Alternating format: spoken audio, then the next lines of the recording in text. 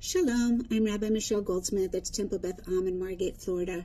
This week's Torah portion, Noach, contains the story of Noah, the ark, the flood, and everything that you're probably familiar with. What you might not know is that there is a traditional blessing that Jewish people are supposed to say every time we see a rainbow.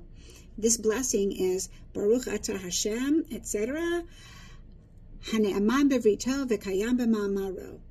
Praised are you, God, who keeps his covenant and establishes his word, that is, keeps his promises.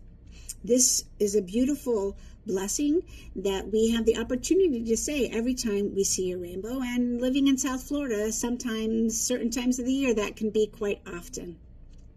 However, I read recently a commentary from Mishnah Berurah that said that when we see a rainbow, to a certain extent, we have to be cognizant of the fact that even though it's a mitzvah to recite this blessing, we should remember that the blessing is there because God had to put the rainbow in the sky as a promise not to destroy us for our mistakes. And so maybe we should tone down our excitement just a little bit when we see a rainbow.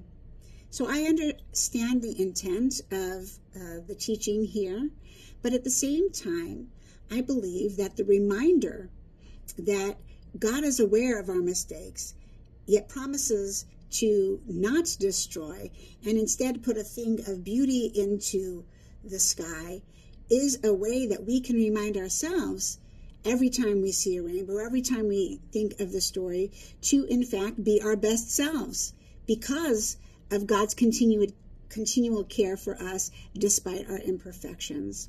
This is kind of a turning the teaching on its head to a certain extent, but I think the power of a rainbow is evident. When you see it, you automatically think of the story of Noah and God's love for humanity despite our imperfections.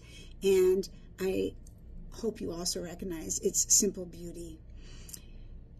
I was lucky enough to see a triple rainbow a few weeks ago, and I took a picture of it and I posted it, and it was one of pure joy when I saw that triple rainbow. I hope that all of you are blessed to see a rainbow so that you can say the blessing, so that you can remember God's love, and so that you will continually try to be your best self. Shabbat Shalom.